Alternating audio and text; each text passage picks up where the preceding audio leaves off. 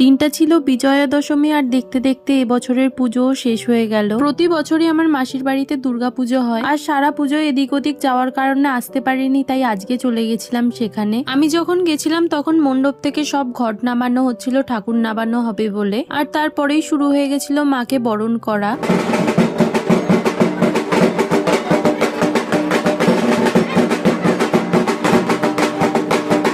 বরণপালা শেষ হওয়ার পরে নমস্কার করে নিয়েছিলাম আর তারপরেই শুরু হয়ে গেছিল সবাই মিলে সিঁদুর খেলা আর ধুনুচি নাচ।